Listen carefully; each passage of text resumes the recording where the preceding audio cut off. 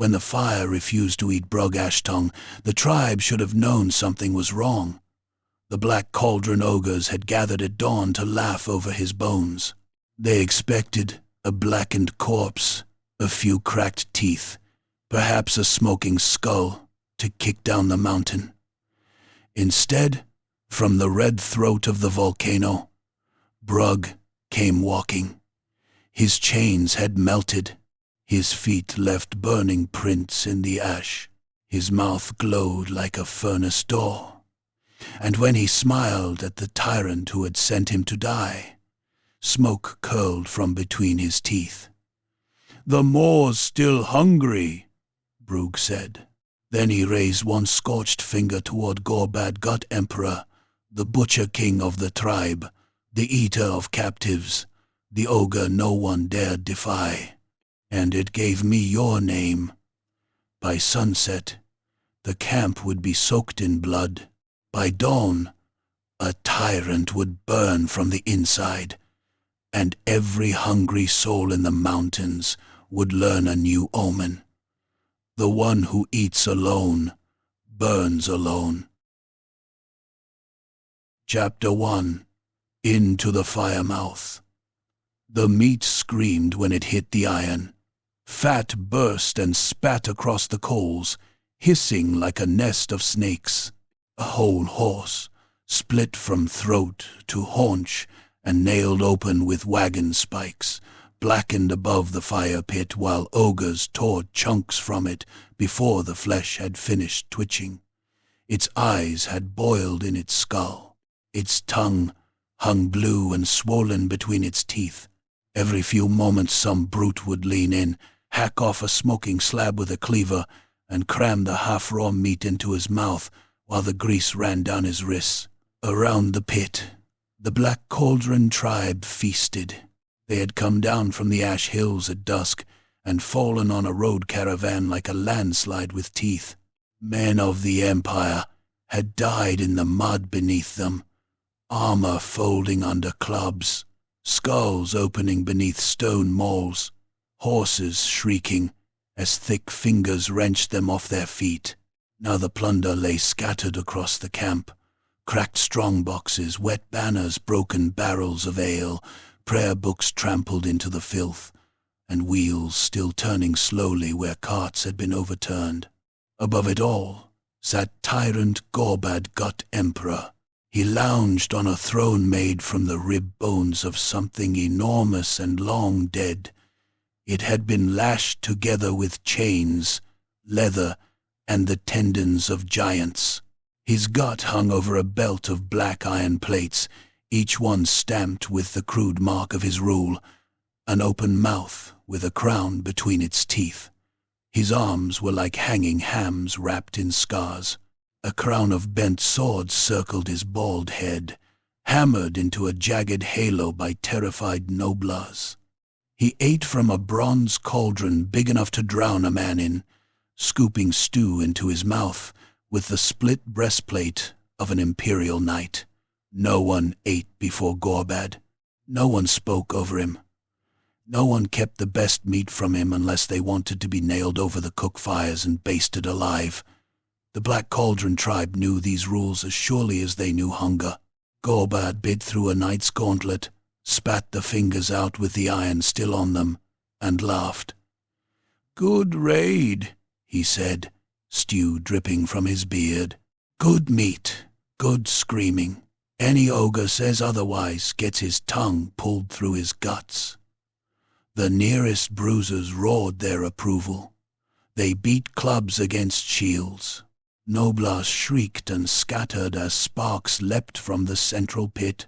A pair of young bulls fought over a dead mule, punching each other in the face until one's cheek split open and the other lost 2 teeth.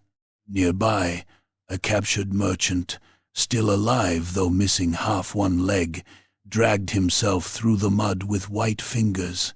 Nobody paid him attention until an ogre cook stepped on his back, snapped his spine with a sound like breaking timber, and tossed him casually into a stew vat. Only Brug Ashtongue was not laughing. He sat at the edge of the firelight, where the smoke gathered thickest. He was big, because all ogres were big, but he had never carried himself with the swagger of the pit fighters or the belly-first arrogance of the man-eaters. His shoulders were hunched, his head shaved except for a greasy topknot burned at the ends, and his lower jaw jutted forward in a permanent scowl.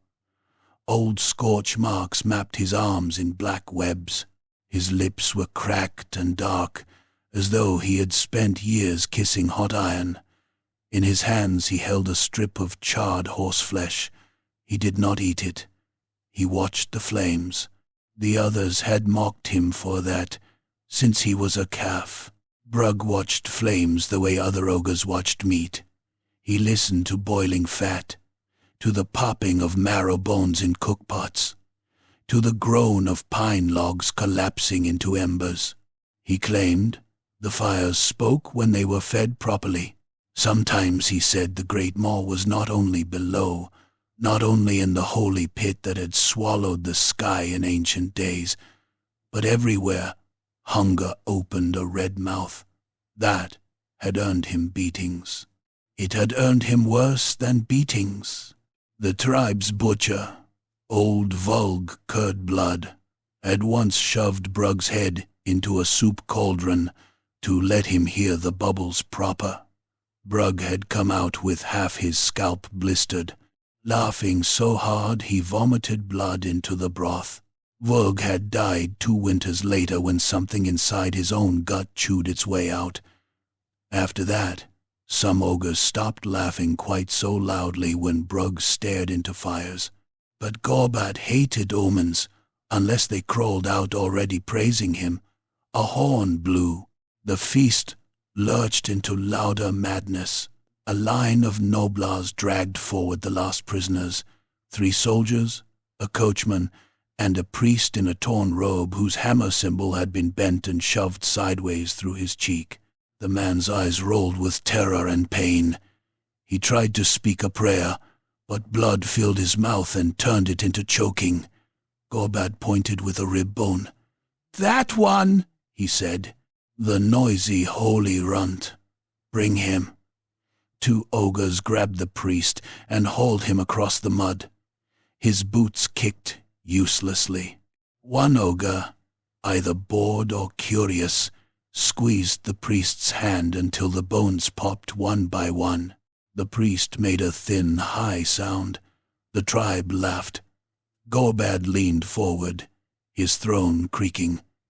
"You prayed loud when we came," the tyrant said. "Did your little hammer god hear?" The priest spat blood. It landed on Gorbad's gut and slid down through the grease. The camp went quiet. Gorbad stared at the red smear. Then he smiled. He took the priest gently, almost tenderly, by the head. His fingers covered the man's skull from brow to neck. The priest began kicking harder. "Let's see what's inside prayers," Gorbad said. His hand closed. The priest's skull gave way with a wet crunch.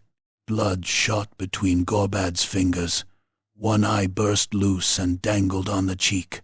The body spasmed, legs hammering at the mud, then sagged.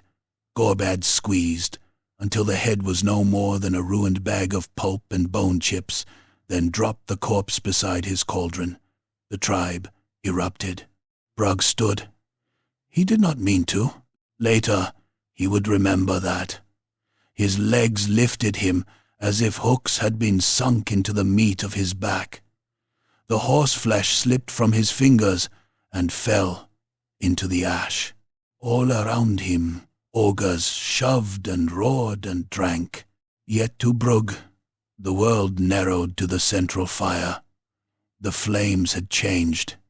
They bent sideways, not with the wind. There was no wind. The smoke rose straight into the hard black sky, where the stars burned cold above the mountains.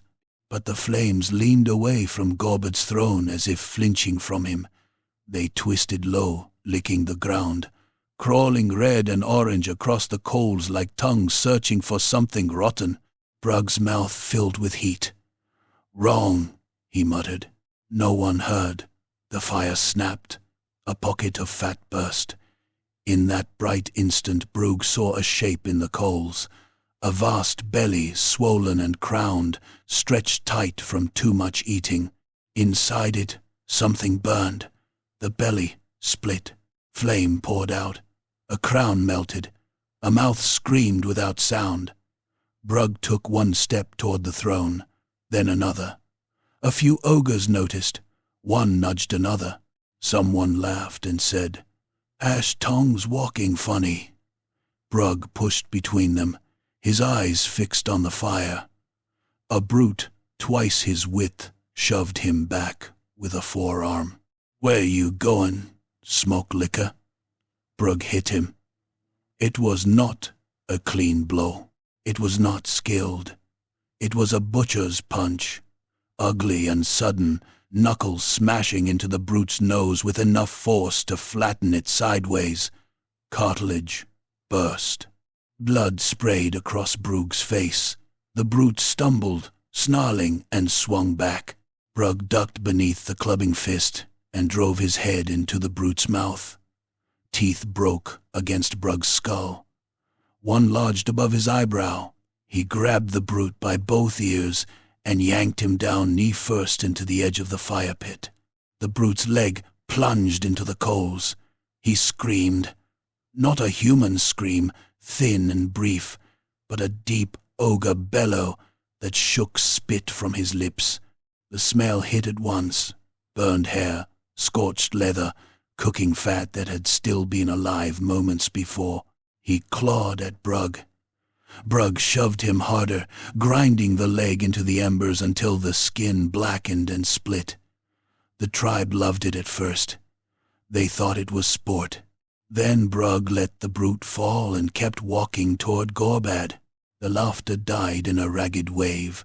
Gorbad slowly set down his cauldron. Brugh stopped before the throne, smoke rising from his blood-wet face. The broken tooth stuck in his brow like a pale nail. His eyes shone with reflected flame. "The fires are chewing sideways," Brugh said. A few ogres muttered. Somewhere, a noblar whimpered. Gorbad's expression did not change. "Say that again, Ash Tong. Say it so my belly can hear." Brugh pointed at the central pit. His finger trembled, but his voice grew louder. "The Maw's got an empty place, a ruler's place. It showed me a crowned gut split open and burning from the inside. It showed me meat stolen from holy pits. It showed me one ogre eating while the rest licked bones." Now the silence was complete. Even the cook fires seemed to hush. Gorbad rose. He was enormous when seated. Standing, he became a wall. His shadow swallowed Brugh, the firelight catching the iron plates bolted to his belly guard, the hooks in his shoulders, the old blades buried in his hide from fights he had survived and never bothered to pull free. He descended the bone steps of his throne slowly. Each footfall sank into the mud. "You saying," Gorbad asked softly, "that the great Maw's hungry for me?" Brugh's heart slammed in his chest. His guts clenched with a fear so strong it was almost hunger. Around him were Gorbad's Ironguts, huge even among ogres, their two-handed blades resting on their shoulders. Beyond them, the tribe watched with wide eyes and wet mouths. A clever ogre would have laughed. A living ogre would have bowed, claimed bad ale, bitten out his own tongue, and hoped that was enough. Brugh smelled smoke where there should have been only blood. "Aye," he said, "hungry for you." Gorbad moved faster than a thing his size had any right to move. His backhand caught Brugh across the side of the head and hurled him through a table. Wood burst beneath him. Bowls shattered. Hot stew splashed over his chest. Before Brugh could breathe, Gorbad had him by the throat and lifted him high. The tyrant's fingers sank into the thick flesh under Brug's jaw. "Little fire sniffer," Gorbad said. "Little coal kisser. You think seeing pictures in a cookpit makes you holy?" Brug kicked. His heel struck Gorbad's belly plate and did nothing. His hands clawed at the tyrant's wrist. Gorbad squeezed harder. Black spots bloomed at the edge of Brug's sight. "I'll tell you what makes holy," Gorbad said, turning so all the tribe could see Brug dangling. "Strength, teeth, the biggest gut, the hand that takes meat and keeps it." He slammed Brug into the mud. The impact drove the breath from Brug's lungs. Gorbad stamped on his chest. Ribs bent. One cracked. Brug's mouth opened in a silent grunt. The tyrant leaned his weight down, slowly, lovingly, until Brug felt the broken rib grind inside him. "I could kill you now," Gorbad said, "but then some of these thickheads might remember your smoke talk and wonder. Wondering spoils obedience." He glanced toward the high black slope beyond the camp, where the volcano crouched against the stars. Its peak breathed a dull red glow through the night clouds. "So we do it old," Gorbad said. "We do it proper. Fire-mouth trial." The words passed through the tribe like a knife through a belly. Ogres stepped back. Even the Ironguts shifted uneasily. The Firemouth trial was older than Gorbad, older than the Black Cauldron tribe, older perhaps than any ogre's memory. It belonged to the burning places beneath the mountains, to caves where fat dripped from stone like candle wax and flames came out of cracks in the earth.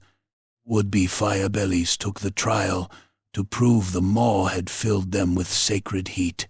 Most did not return. Those who failed were not buried. There was rarely anything left to bury. Gorbad lifted his foot from Brug's chest. Brug rolled onto his side, coughing blood into the mud. "Take him," the tyrant ordered. "Chain him. Feed him coals. Let the fire decide if he's profit or supper." Hands seized Brug. Hooks tore into the back of his vest. Someone punched him in the kidney for luck. Someone else spat ale into his face. He was dragged across the camp, past the fire pit, past the horse carcass, past the dead priest with his emptied head. The flames leaned after him. They hauled him up the mountain road while the feast followed in a drunken procession. The path to the shrine was cut through black stone and old ash. Bones lined it on either side. Ogre bones, mostly, huge femurs and cracked skulls, but also the smaller remains of men, dwarfs, beasts, and things with too many joints. The wind grew hotter as they climbed. Sulphur stung the nose. The ground trembled now and then, as if some buried giant turned in its sleep. Brug's head throbbed. Blood dried in one eye. Every breath stabbed around the cracked rib. Iron chains dragged from his wrists, held by 4 bruisers who jeered whenever he stumbled. At the top of the road stood the Firemouth. It was a shrine only because ogres had named it one. No careful hands had built it. No mason had shaped it. It was a wound in the mountain, a crater cavern whose lip had been carved, with crude mouths, bellies, teeth, and flames. Heat shimmered from the opening. Far below, something glowed red and restless. A stone altar squatted at the edge, blackened by generations of failed holy fools. Morga Bonespoon waited there, old and bent by ogre standards, her arms corded from decades of stirring cauldrons with oars. She held an iron bowl filled with coals soaked in rendered fat. They burned blue at the edges. Her eyes met Brug's. For the first time that night, no mockery touched him. "Open," she said. The bruisers forced Brug to his knees before the altar. One grabbed his top knot. Another pried his jaws apart with a dagger, cutting the gums. Morga lifted the bowl. Brug tried not to struggle. He failed. When the first coal touched his tongue, pain exploded white through his skull. Fat fire crawled over his teeth, his mouth filled with the taste of iron, smoke, and his own cooking flesh. He bucked against the chains, gagging, but the bruises held him down and Morga tipped more in. Burning lumps struck the back of his throat. He swallowed, because choking would have been worse. The coals went down. They burned all the way.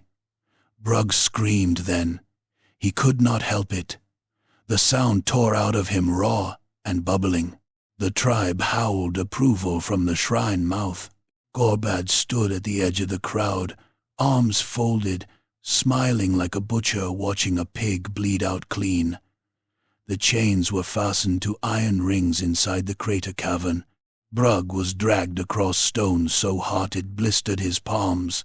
The air inside shimmered. Flames seeped from cracks in the walls. The floor sloped toward a glowing fissure where the mountain's red guts pulsed below.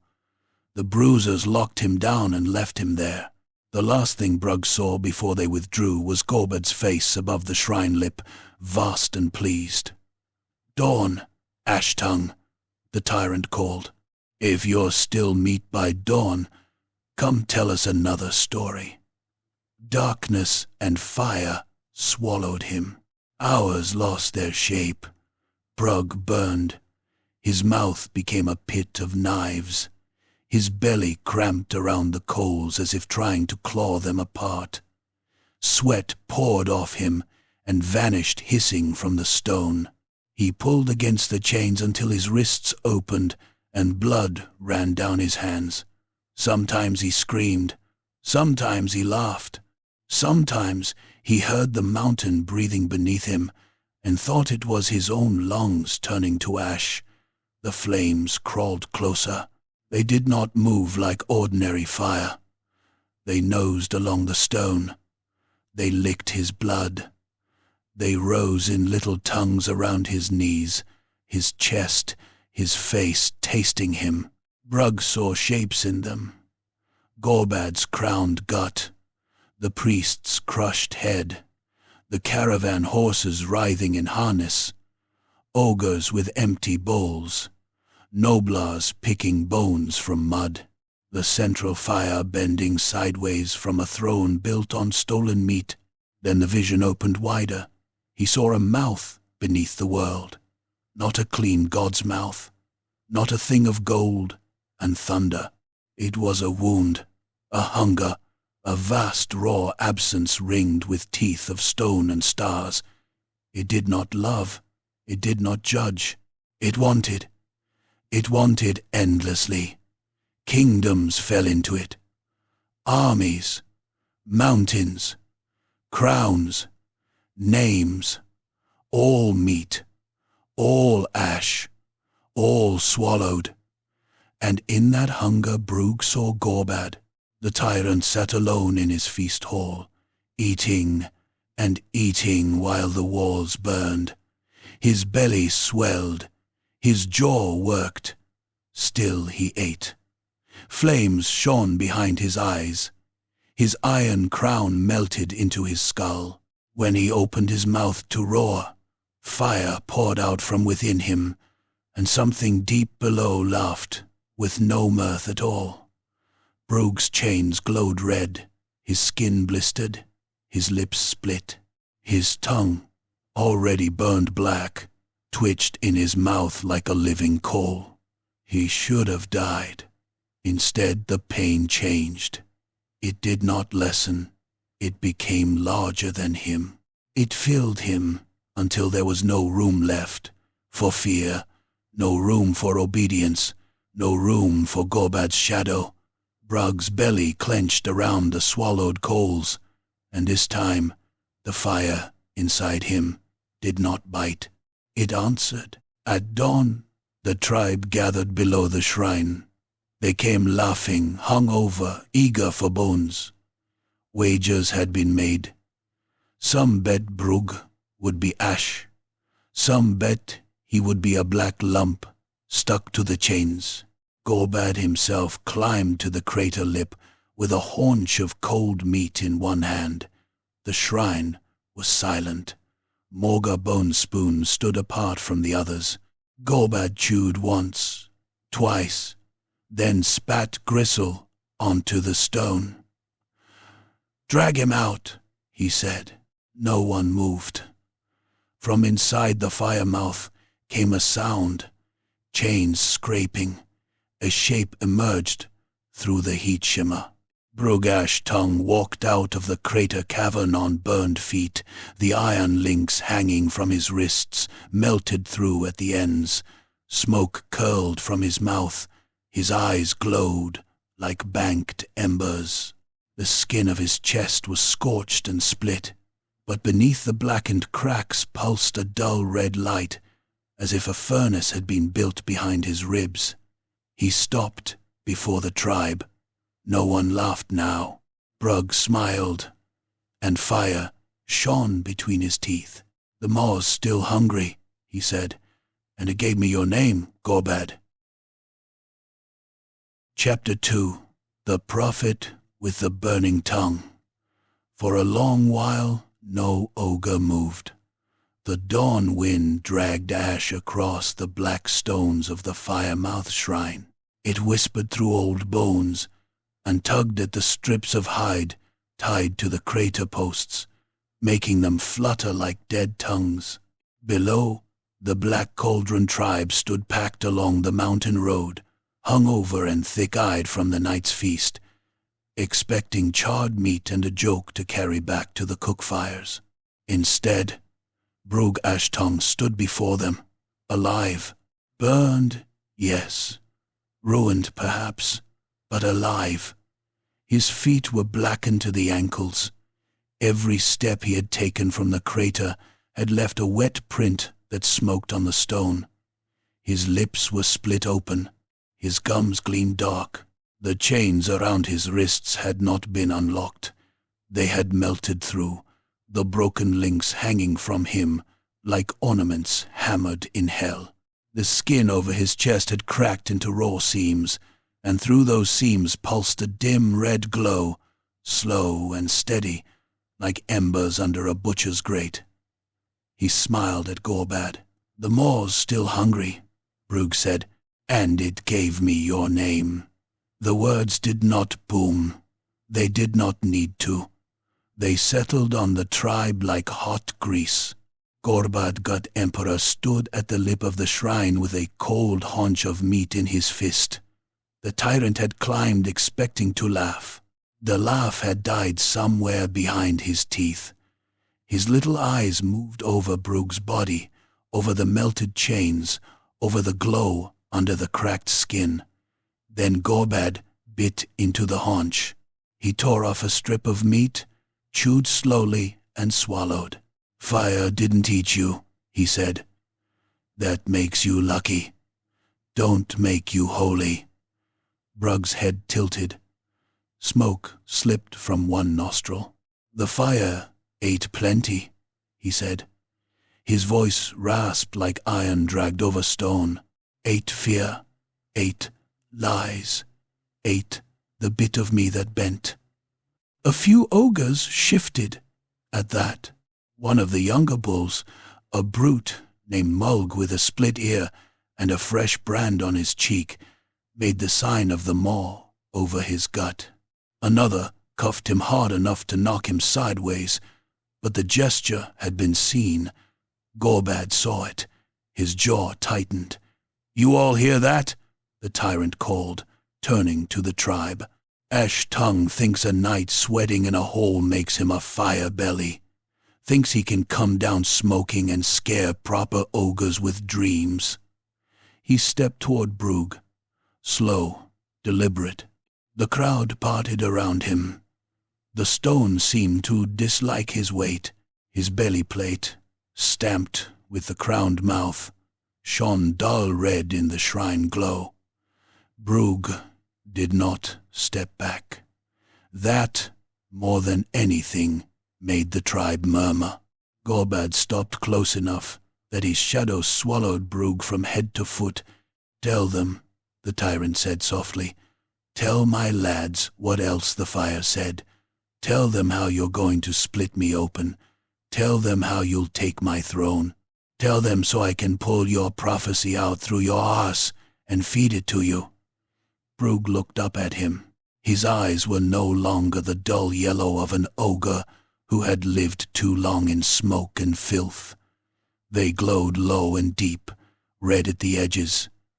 "The fire showed no throne," he said. "Only a feast hall burning. Only a tyrant eating alone. Only a gut so full it burst." A ripple passed through the ogres.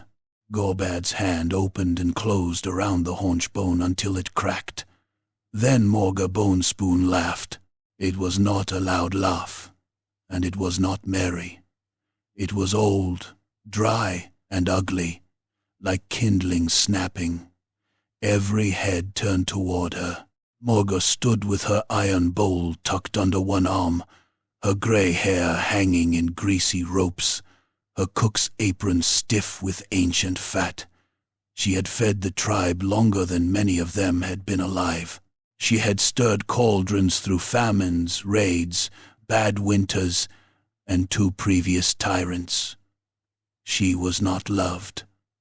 Ogres did not love cooks.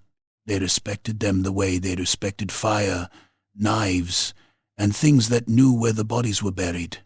"What's funny, hag?" Gorbad asked. Morga scratched her chin with a blackened fingernail.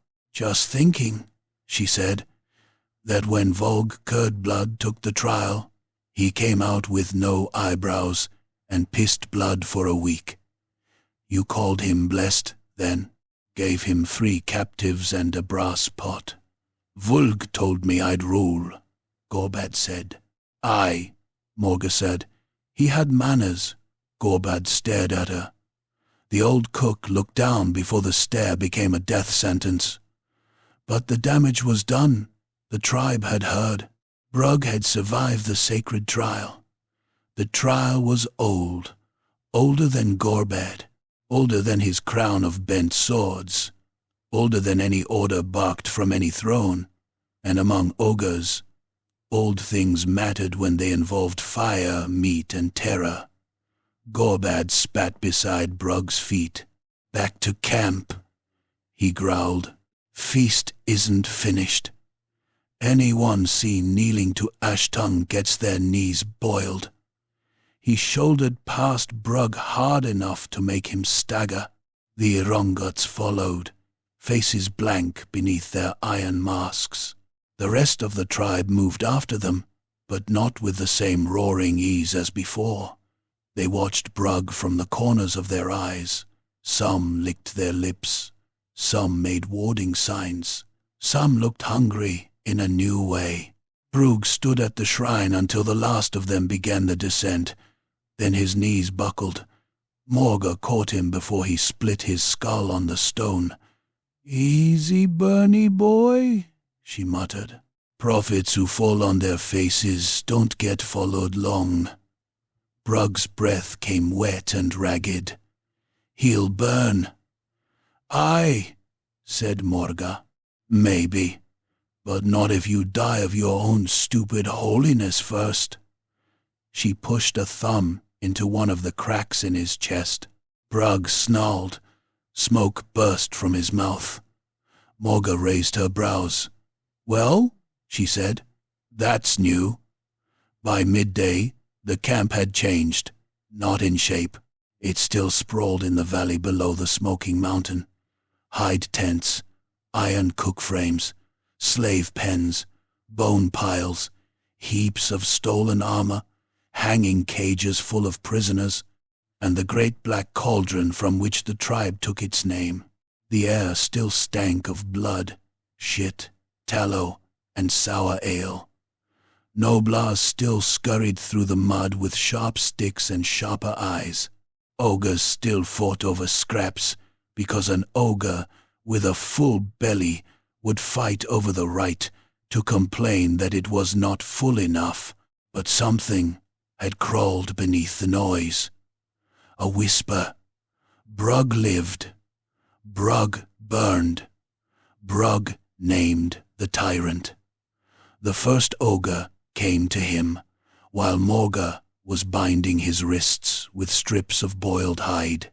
It was Molg Splitear, the young bull who had made the sign at the shrine. He approached the cook tent, as if expecting Brug to belch fire and eat him on sight, which, to be fair, was not impossible. Brug sat on an overturned barrel, naked to the waist, steam rising from the wet poultices plastered over his burns. Morg held out a charred bone. "Found this by the big fire," he said. "It cracked when you spoke." Brug stared at it. The bone was from the horse roasted the night before. It had split down the middle. Inside, the marrow had hardened black. Mulg swallowed. "Mean anything?" Morga snorted. "Means the horse was cooked too long." Brug took the bone. The moment his fingers closed around it, the marrow glowed faintly red. Mulg stepped back so fast he fell over a bucket of offal. Brug lifted the bone to his mouth. He breathed through it. Flame whispered out the other end. Mulg's jaw sagged. Brug looked at him and spoke in a voice that made the cook fire lean toward him. "The maw chews through kings and calves alike. Only fools think a crown keeps teeth away." Mulg nodded, as if he understood. He did not, but he felt the shape of the words in his gut, and that was enough. By sunset, 6 more had come. By moonrise, 20. They gathered at the edge of the fat vats, where rendered grease from the raid bubbled in iron tubs, thick and pale under the stars.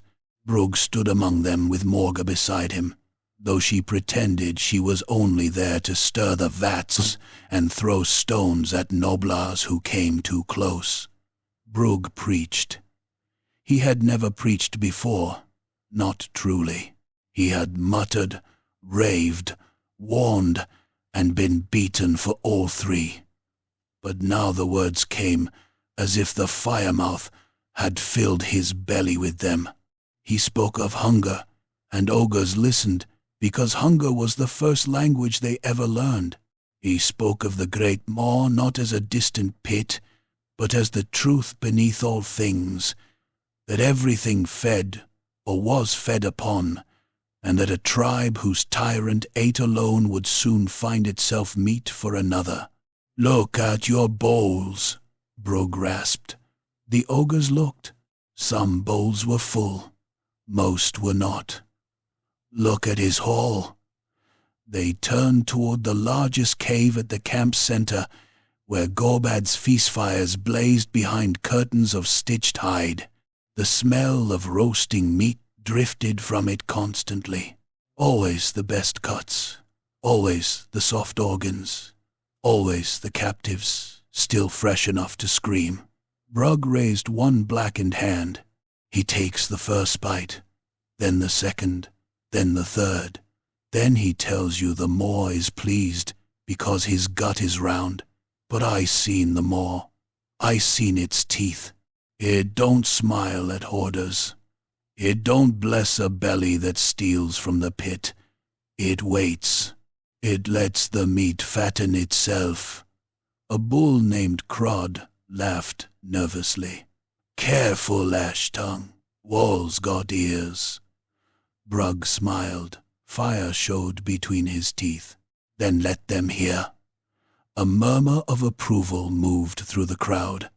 From the shadows beneath a broken wagon, a tiny voice piped, "Bernie Boss talks nice." The ogres looked down. A nobler crawled into the firelight, all nose, ears, and cunning little eyes. He wore a hat made from half a kettle and carried a bundle of traps over one shoulder. His left arm was wrapped in bandages, probably because he had tried to steal something from something that objected. Morga squinted. Niblick? The Noblar saluted with 2 fingers and a grin full of stolen teeth. Niblick hears Bernie Boss says Big Boss gets cooked. Niblick likes. Big Boss kicks Niblick. Bernie Boss maybe only burn Niblick a little. Go away, Brug said. Niblick came closer. Niblick can help. Niblick knows where Big Boss hides powder barrels. Knows which guards sleep. Knows which meat is horse. Which meat is man. Which meat is not dead yet. One of the ogres reached down to swat him. Niblick vanished under a vat, reappeared behind Morga, and made a rude gesture. Brug stared at the little creature. Then he laughed. It hurt him. The laugh became a cough. The cough became smoke. But the crowd laughed with him, and laughter in a camp ruled by fear was a dangerous thing.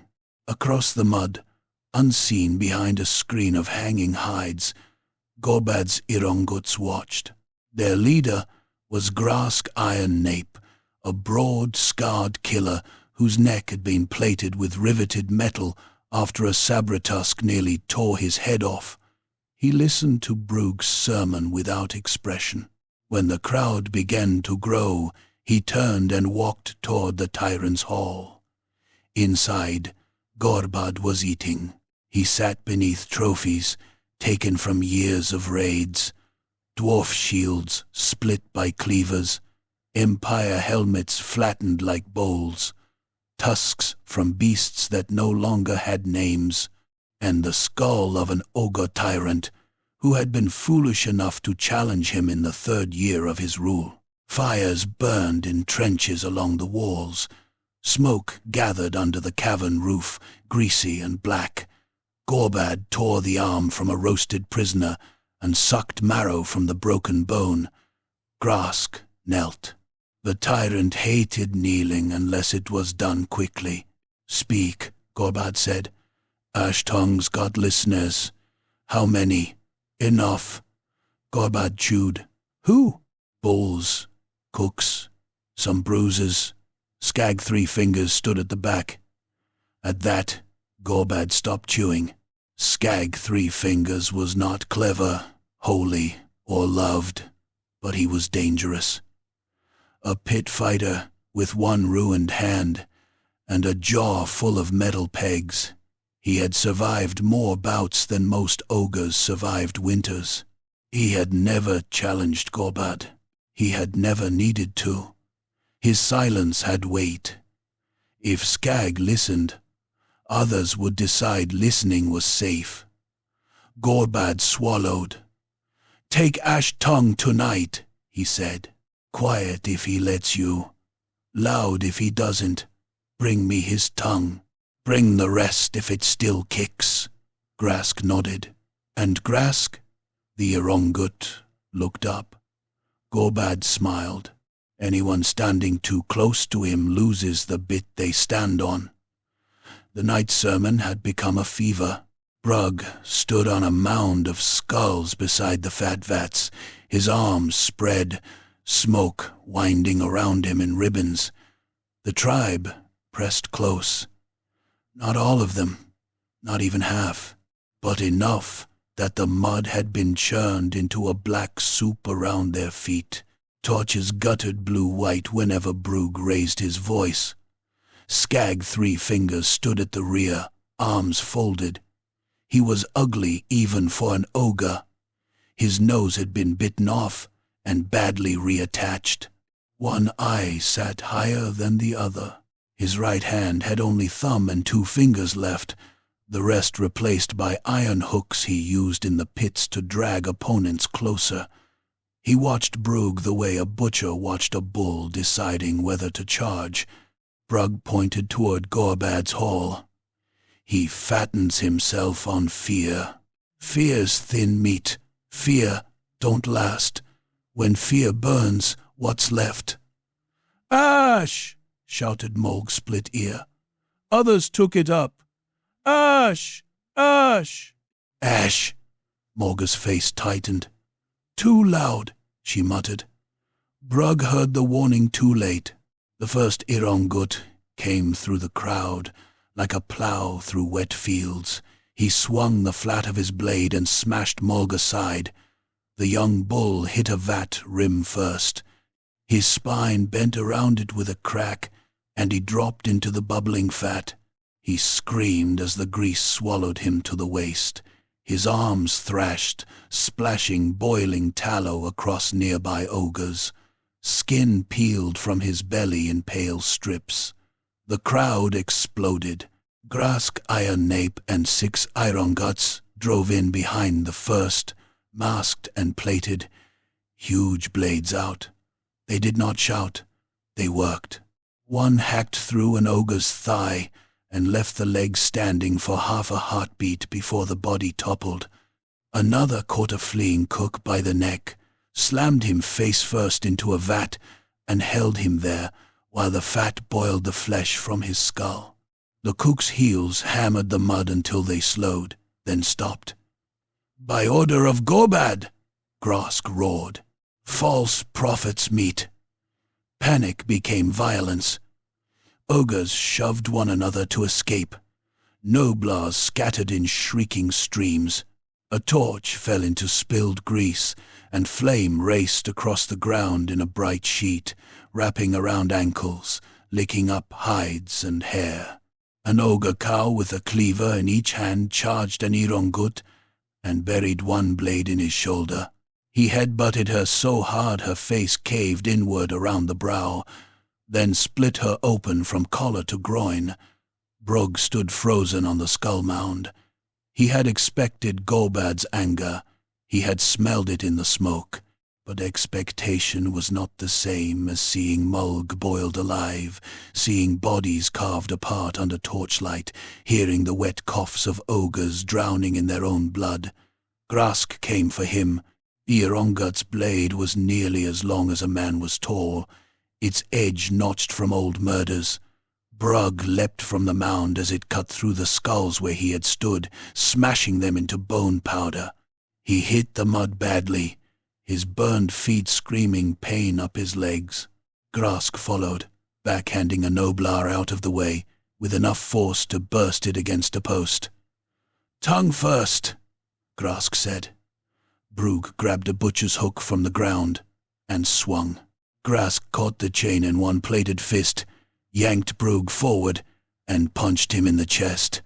The blow cracked one of the fresh burns open. Red light flared. Brug flew backward into a vat stand, snapping wood. Hot grease splashed his shoulder. He screamed. Grask advanced.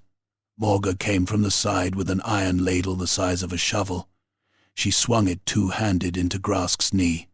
The impact rang like a bell. Grask stumbled, more surprised than hurt. Morga spat in his mask. "Leave my cook fire freak alone." Grask kicked her. The blow caught Morga in the ribs and hurled her through a rack of hanging carcasses. She vanished under swinging meat, bones cracking beneath her. Brug saw red. Not anger, fire. It rose inside him so fast he thought it would split him open. His belly clenched. The swallowed coals, dormant all day as a smolder, flared awake. Heat surged up his throat.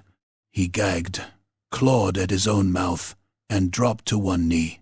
Grask laughed. "Choking?" Brug looked up. His mouth opened. What came out was not a belch, not breath, not any trick of oil and sparks. It was a furnace roar. A rolling gout of orange-white flame burst from Brug's throat and struck Grask full in the face. The Irongut's iron mask went red, then yellow. He staggered back, blade falling from his hands. His roar became a wet, bubbling shriek as the metal cooked into his skin. He clawed at the mask, but the straps burned through and fused to his cheeks. When he tore it free, most of his face came with it. The sight stopped the fight for one perfect, terrible second. Grask dropped to his knees, head smoking. eyes boiled white in their sockets. Brugg stood, swaying. Flame dripped from his mouth in little threads and died in the mud. Then Skag Three Fingers moved. He had watched long enough. And Irongut raised his blade to cut down Brugg from behind. Skag caught the weapon on his iron hooks, pulled the wielder close, and bit out his throat. Not cleanly. He clamped down and tore, wrenching his head back with a snarl. Blood sprayed across his chest. The Irongut reeled, gurgling through the hole in his neck. Skag hooked him under the jaw and ripped upward, splitting the lower face away in a wet flap. Had enough of Gorbad's dogs, Skag growled. The crowd heard. Some fled harder, some turned. Crod smashed a vat pole across an Irongut's back. Mulg, somehow still alive in the fat, grabbed the ankle of the brute who had shoved him and dragged him screaming into the boiling vat with him. Morga crawled from beneath the carcasses, one arm hanging wrong, and hurled a cleaver that buried itself in an enforcer's eye. Niblick appeared atop a stack of barrels, waving both arms. "Powder! Powder! Niblick finds powder!" "No!" Morga shouted. Niblick either did not hear or chose not to. He jabbed a burning stick into the bunghole of a small black powder keg stolen from the caravan. The explosion punched the night open. A white flash swallowed the fat vats. The sound struck like a giant's hammer. Ogres were lifted off their feet. One Irongut vanished from the waist up. Hot metal screamed through the air. Burning grease rained down in globs, sticking to skin, hair, hides, anything it touched. A Noblar ran in circles with its head on fire, until a falling beam crushed it flat. Brugg hit the ground hard. For a while, there was only ringing. Then sound came back in pieces. Groans, fire, wet coughing, Skag bellowing, Morga cursing, Niblick laughing hysterically from inside a barrel. Through smoke and sparks, Brugg saw Gorbad's hall. The hide curtains were open. The tyrant stood there, framed by firelight, watching the chaos. He had not come down to fight. Not yet. His face was unreadable beneath the crown of bent swords. Around him gathered more guards, more bruisers, ogres still loyal because fear remained meat enough for them. Gorbad lifted one hand. The camp quieted by degrees. Even the wounded seemed to lower their voices. "Enough," the tyrant said. He did not shout, but the word carried. Brugg dragged himself upright. His legs shook. His throat felt scraped hollow. Smoke poured from his lips with every breath. Gorbad pointed at the bodies around the vats. "Look what your prophet brings," he said. "Burns, burst guts, wasted meat." Brugg spat black phlegm into the mud. "Your dogs came cutting. My dogs keep order. Your order starves." Gorbad smiled then, and it was worse than rage. "No," he said. "My order feeds winners." He stepped down into the camp. The gathered ogres shrank back from him, leaving a lane between tyrant and prophet. Burning grease popped in the mud. Mulg's blackened fingers twitched once above the lip of the vat, then went still. Gorbad stopped beside Grask Iron Nape's ruined body. The enforcer still breathed in tiny bubbling pools. Gorbad looked down, sighed, and crushed Grask's skull under one foot. The head burst like a rotten melon, steam rising from the ruin. "See?" Gorbad said. "Weak meat." Brugg's fists clenched. The tyrant's gaze moved across the crowd. "Ash Tongue says he saw a burning. Says the Maw gave him my name. Fine. I say the Maw likes proof." He leaned close enough that Brugg could smell the meat on his breath. "At dawn tomorrow, the gut pit's open. You want to preach? Preach down there. You want to prove fire loves you? Prove it where everyone can watch. A murmur rose, fearful and eager. The gut pits were not sacred. They were worse. They were entertainment. Gorbad's smile widened. I've got something in the lower cages. Found it in the volcanic tunnels last winter. Eats goats, eats noblars. Tried eating 4 bulls before chains taught it manners. Morga's face went pale beneath the soot. No, she whispered. Gorbad heard and looked pleased.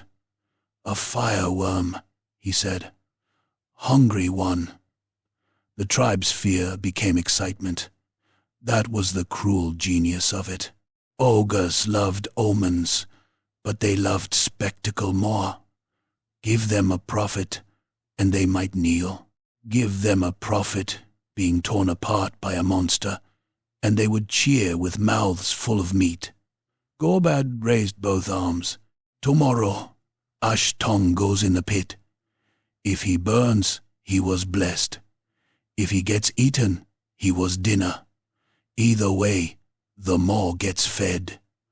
A roar rose from the tribe. Some cheered because they feared Gorbad. Some because they wanted blood. Some because they wanted Brug to survive and did not know how else to show it without dying. Brug looked at Skag. The pit fighter's face was unreadable behind the blood coating his jaw. He looked at Morga. She shook her head once, almost pleading. Niblick peeked from his barrel and whispered, Bernie boss should run. Brug turned back to Gorbad. The fire inside him guttered low, but it did not go out. He smiled with cracked lips. Good, Brug said. I'll preach to it too. Chapter 3. Ashes in the gut pit. Dawn came red over the mountains, and the Black Cauldron tribe woke hungry for death. The sky above the camp had the color of old blood smeared thin over iron. Smoke crawled from the volcanic vents in slow, greasy ropes, pooling in the gullies before the wind tore it apart. The ground still bore the scars of the night before. The fat vats were split and blackened, their iron rims warped by fire. Bodies lay where they had fallen, some hacked apart by Irongut blades, others burned into shapes that no longer looked much like ogres at all. Noblars picked cautiously among the dead, sawing off fingers, stealing teeth, and arguing over strips of half-cooked flesh until Morga Bone Spoon sent them scattering with stones and curses. Brogash Tongue stood among the ruins and tasted ash. His throat was raw from the flame he had spewed into Grask Iron Nape's face. Every breath scraped. His chest ached, where burns had cracked open again, red lines glowing faintly beneath the poultices Morga had slapped over him. He could still smell Grask's cooked skin. He could still see the iron mask turning yellow, the flesh coming away with it in smoking ribbons. That should have pleased him. It did not. The fire inside him was not joy. It was not courage. It was hunger with a voice. The gut pits waited at the southern edge of camp. They had been dug into an old sinkhole, widened over the years by slaves, noblars, and ogres who had disappointed Gorbad badly enough to be handed shovels instead of food. The sides were steep, black rock reinforced with timber, chains, and scavenged wagon frames. Hooks jutted from the walls where bodies were sometimes hung to drip into the dust below. At the bottom lay an oval arena of packed ash, old bones, and dried blood. It was never truly clean. Rain turned it into red mud. Sun baked it back into a crust that cracked beneath feet, releasing stink like opened bowels. Around the rim, the tribe gathered. They came with bowls, haunches, barrels, and bets. They shoved for the best view, punched cousins, kicked noblars into the pit for laughs, and gnawed breakfast from yesterday's dead Some wore charms against false prophets. Some had painted crude flames on their bellies. Some had Gorbad's crowned mouth daubed in blood across their chests. Others watched Brug with the quiet, uncertain stare of beasts that had smelled a storm but did not yet know whether to run from it or follow it. Gorbad Gut Emperor sat above them all. His viewing platform had been built from stolen timber and shield iron, bolted into the rock overlooking the pit. His bone throne had been dragged there before sunrise by 6 sweating bulls, 2 of whom had been beaten to death for dropping it. The tyrant lounged upon it with a cauldron between his knees and a chain in one hand. At the end of that chain knelt Mulg Splitier's corpse, dragged from the fat vat and propped upright as a warning. His lower half had boiled down into a slick ruin. His upper half had blistered black, the mouth open in a scream that had dried there forever. Gorbad had placed a bowl in the dead bull's hands, a small joke. The tribe laughed when they saw it. Not all of them. Skag Three Fingers stood near the pit gate, arms folded, hooks gleaming. He had not painted himself. He had not eaten. Dried blood still matted the iron pegs in his jaw from the Erongut whose throat he had bitten out. He looked across the arena at Brug and gave no nod, no sign, nothing that might be called loyalty. But he was there. Morga Bonespoon came limping beside Brug, one arm strapped against her chest after Grask's kick. Her breathing had a broken whistle in it. She carried a pouch of black salt, a flask of grease, and a knife whose handle was made from a human thigh bone. "You don't have to go in," she said. Brug looked at her. Morga spat. "Aye, fine, you do. But I'm saying it so later no one claims old Morga didn't give wise counsel." "The worm," Brug rasped. "You seen it. Seen what it leaves." Her face tightened. "Goats with the bones sucked clean through the skin. Noblars melted inside their own traps. One bull bit near in half, cauterized at the edges so he lived long enough to watch his legs get eaten." "Good," Brog said. Morga stared. "Good? Means it knows fire. It knows eating. Don't dress it up." Niblick appeared from behind Brug's leg, wearing a helmet far too large for his narrow head. He had tied bits of bone around himself as armor. None of them covered anything useful. "Niblick has plan," he whispered. "No," Morga and Brug said together. The Noblar deflated. "Good plan." "No," Brug said. "Plan has running in it." "No, running very fast." Brug gave him a look. Niblick sighed and produced a bent iron spike from behind his back. "Then Bernie boss take lucky Stabber. Stabber was in dead Irongut's bum. Very lucky place." Brug took the spike because refusing seemed like worse luck. The drums began. They were made from stretched hide and hollowed ogre skulls. Bulls beat them with femurs, slow at first, then harder, until the rhythm crawled into the blood and made hearts answer. The pit gate opened with a groan. Chains clanked. Dust breathed from the tunnel beyond. Gorbad rose. The noise faded, though the drums kept thudding like a giant's pulse. "Black Cauldron!" the tyrant roared. You heard smoke talk. You heard omen grunting. You heard Ash Tongue say the Maw's got my name stuck in its teeth. Some laughed. Some did not. Gorbad's eyes swept the crowd. "Today we see if the Maw speaks through him." He lifted the chain and shook Mulg's cooked corpse, making the dead hands rattle against the empty bowl. Or if he's just another bit of meat that burned funny. The tribe roared. Brug stepped through the gate.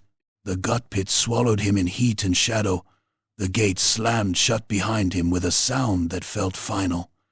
He walked to the center of the arena, burned feet crunching over old bones. The air smelled of rust, rot, and volcanic breath. Above him, hundreds of ogre faces leaned over the rim, broad and eager, eyes bright, mouths wet. Gorbad pointed toward the far tunnel. "Bring out the tunnel flame." For a moment nothing happened. Then the lower cages screamed. It began as a scraping beneath the ground. Stone claws on rock, chains dragging over iron. Something huge inhaled in the dark, and the breath that rolled out of the far tunnel carried heat enough to make the pit shimmer. The fireworm emerged. It was longer than 3 ogres laid head to foot, its body low and sinuous, plated in black-red scales like cracked furnace stone. Its head was wedge-shaped, eyeless on one side where an old wound had sealed into glassy scar, the other eye a molten yellow slit. Iron chains had been hammered through rings in its neck and shoulders. 3 still trailed behind it, each attached to a broken post it had torn from the cages. Its mouth opened sideways, too wide, unfolding rows of hooked teeth, blackened at the roots. Between them glowed a coal-red throat. Its front claws dug into the ash. Its back spines rose. The tribe fell into delighted terror. Brug felt his stomach turn over, not from fear alone.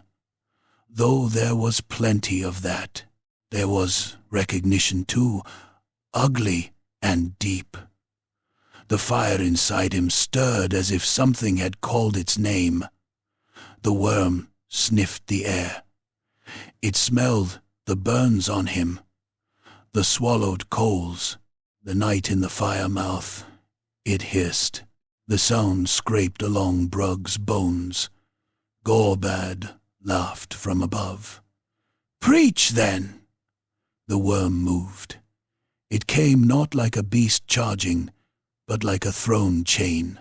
One instant it crouched at the tunnel mouth. The next it lashed across the pit, claws tearing ash behind it. Brug threw himself sideways. The jaws snapped shut where his chest had been, the impact cracking the ground. A gust of furnace breath rolled over him. The hair along his arms curled and stank.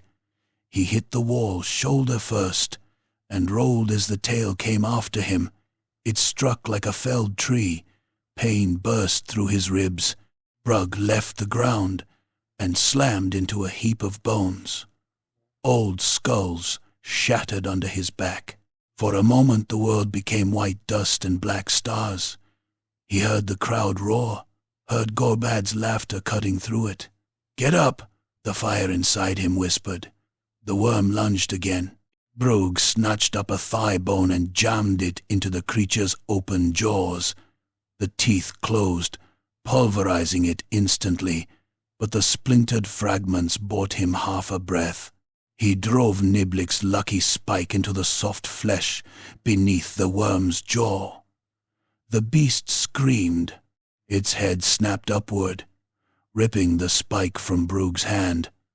Black blood spat from the wound, thick as tar and hot enough to smoke where it struck the ash. Brug scrambled beneath its neck as claws raked the ground behind him. One caught his back. Flesh opened from shoulder to hip in 3 burning lines. He bellowed, more rage than pain, and hurled himself against the worm's side. It was like hitting an oven built from muscle. The scales scorched his palms. He grabbed one of the chains hanging from its neck and wrapped it around his forearm. The worm twisted, trying to bite him. Brug drove his heel against the spike still buried beneath its jaw, shoving it deeper. The creature thrashed. The chain snapped tight. Brug was lifted clean off his feet and smashed against the pit wall. Stone cracked behind his head, his vision blurred. Above, the tribe chanted, "Worm! "Worm! Worm!" Then another chant rose beneath it, smaller but growing. "Brug! Brug! Brug!" Gorbad's face darkened. The worm slammed Brug again. Something in his left arm tore. He lost hold of the chain and dropped into the ash. Before he could rise, one claw pinned him by the thigh. The talons punched through meat and scraped bone. Brug howled. The worm leaned over him, jaws opening, throat glowing brighter. He saw death in there. Not noble, not meaningful. Just teeth, heat, and the wet dark behind them. The fire inside him surged.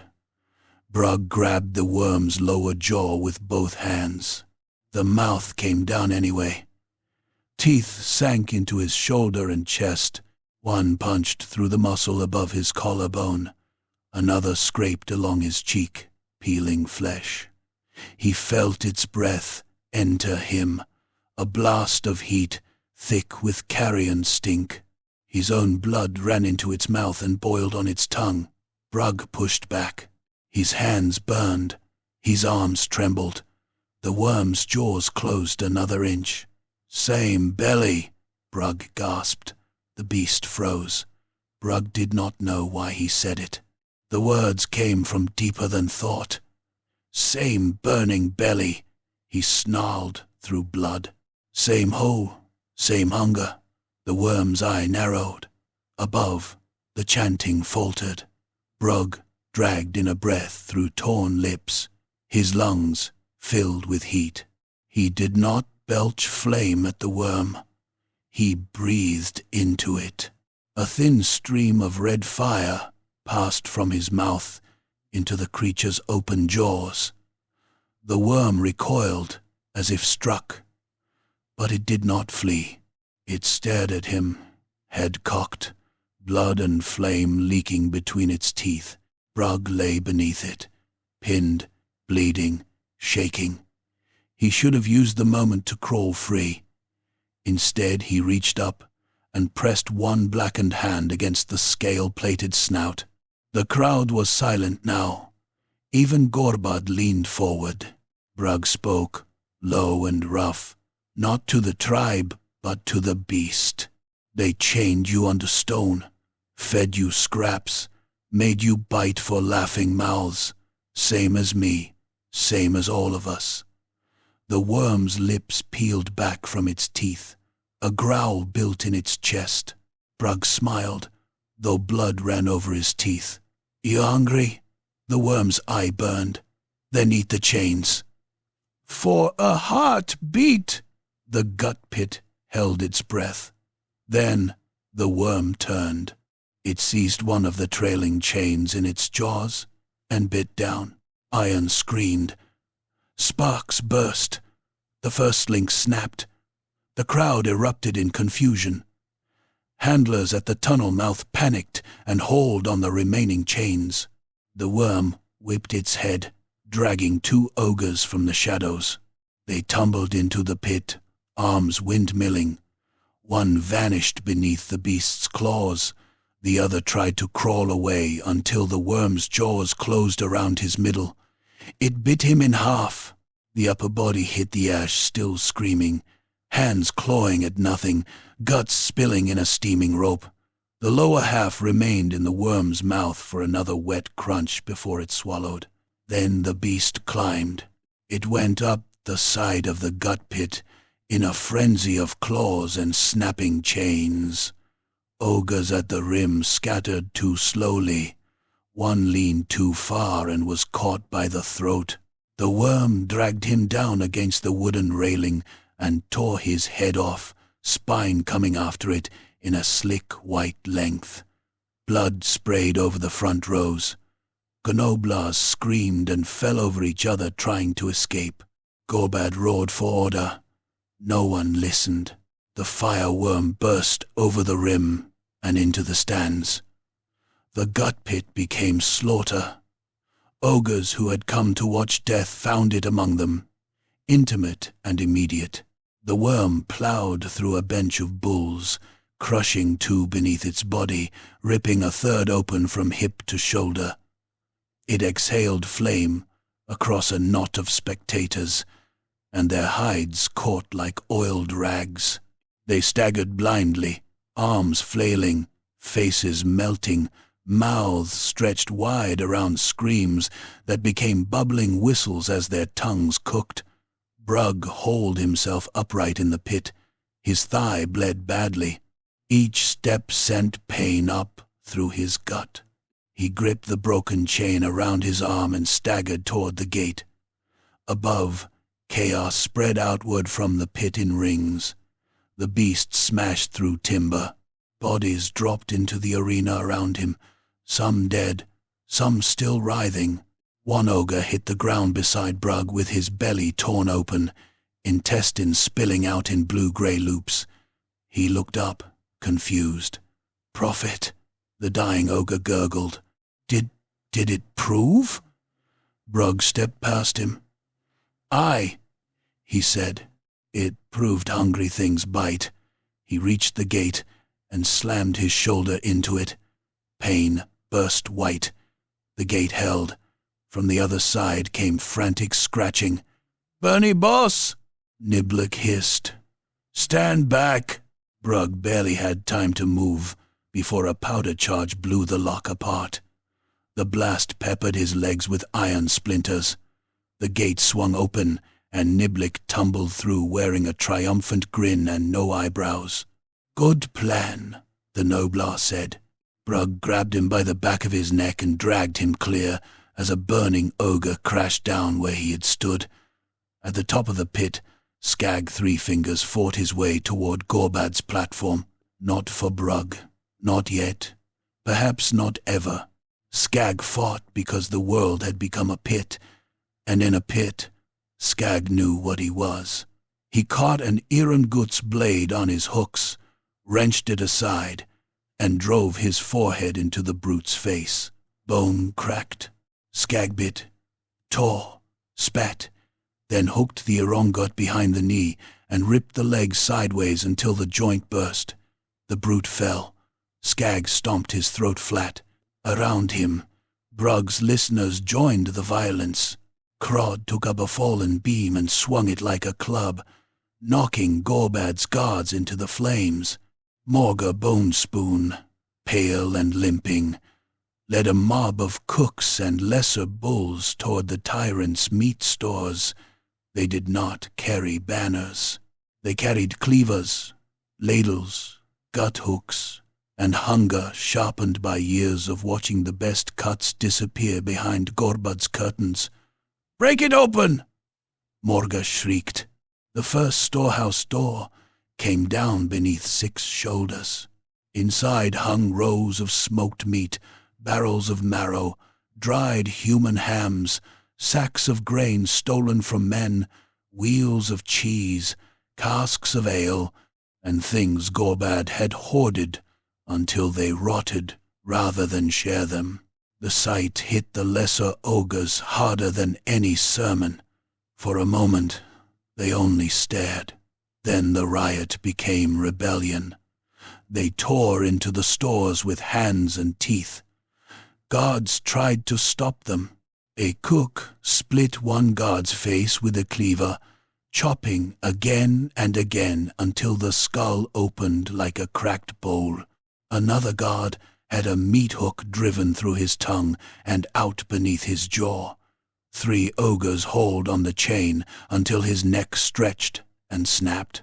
Noblars swarmed underfoot, stabbing ankles, cutting purse strings, dragging sausages longer than themselves into hiding holes.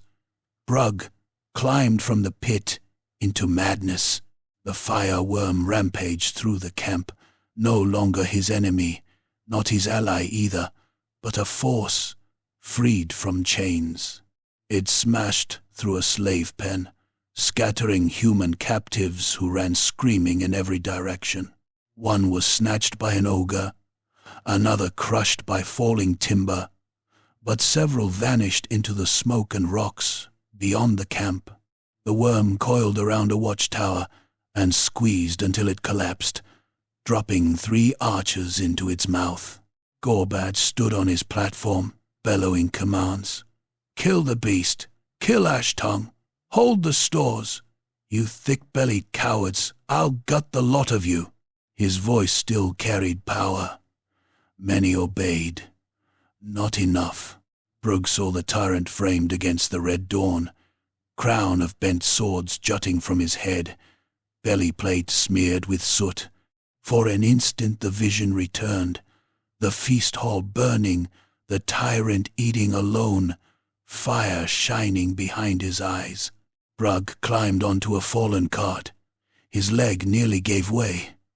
Niblick clung to the cartwheel beneath him, stabbing at anyone who came too close.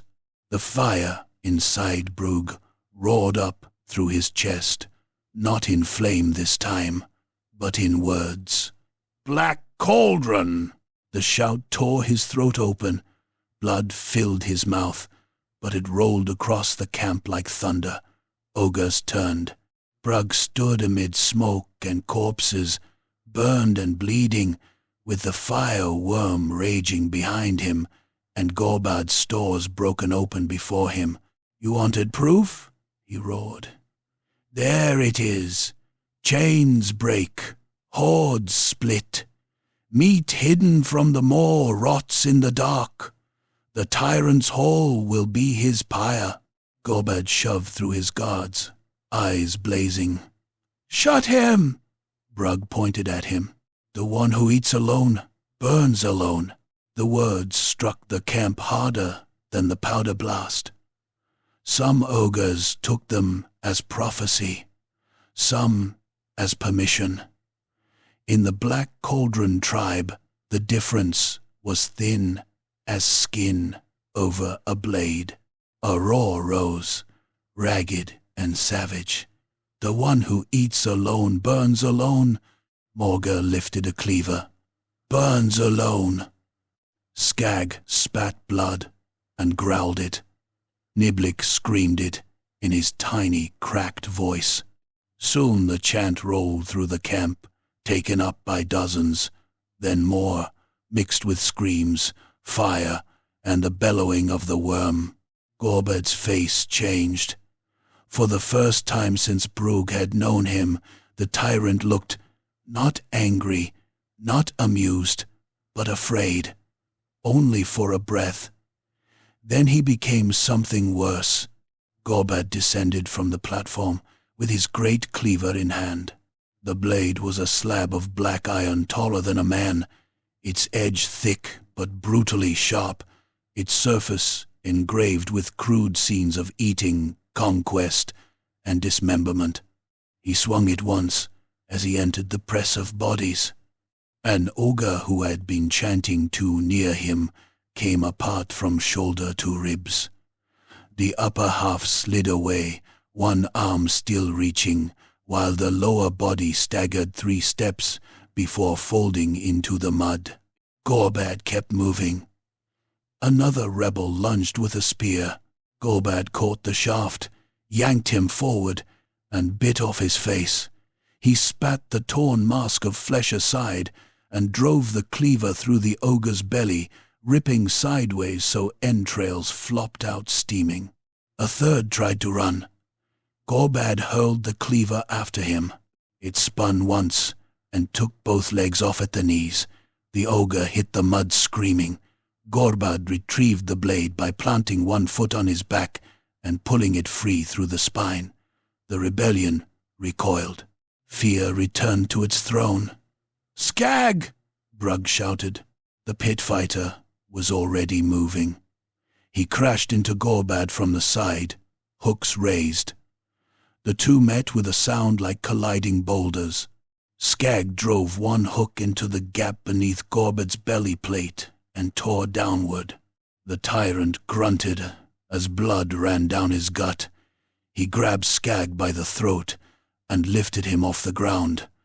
Skag punched him in the eye with his ruined hand.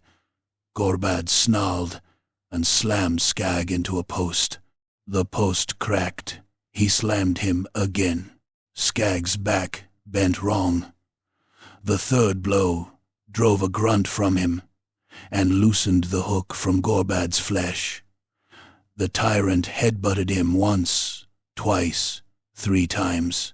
Each impact burst blood from Skag's nose and mouth. Then Gorbad threw him through the side of a meat cart hard enough to shatter the axle. Morga rushed in with her thigh-bone knife. She did not scream. She did not boast. She went for the tyrant's hamstring like an old cook cutting gristle. The blade sank deep behind his knee. Gorbad bellowed. He turned and backhanded her. The blow spun Morga through the air. She hit the ground in a heap, rolled, and did not rise. Before Brug could reach her, 2 loyal bruisers seized her arms. Another dragged Skag from the wrecked cart, though the pit fighter tried to bite him even half-conscious. Brug stepped toward them, a wall of blades lowered. Gorbad stood over Morga and Skag, blood running down his leg, face smeared red, one eye swelling shut. Around him his loyalists gathered, battered but numerous, their fear sharpened by the knowledge that if they lost now there would be no mercy from either side. The fireworm shrieked somewhere beyond the storehouses and vanished into the volcanic gullies, its chains clanging in the distance. Its part in the omen was done, or perhaps it had merely found better hunting. The camp settled into a terrible pause. Fires burned, bodies groaned, meat stores stood open, looted and smoking. Half the tribe looked to Brug, half looked to Gorbad. The rest looked for the safest place to stand. Gorbad pressed one hand against the wound behind his knee and laughed. It was a thick, wet sound. "Good," he said. "Good. Now we know who's got fire in them and who's got piss." He seized Morga by the hair and hauled her upright. She spat blood into his face. He licked it from his lip. Old hags got bite. Skag was held between 4 ogres, barely conscious, hooks twitching. Gorbad looked at him with something almost like affection. "And Skag, should have known you'd pick the side with more screaming." Brug's chest heaved.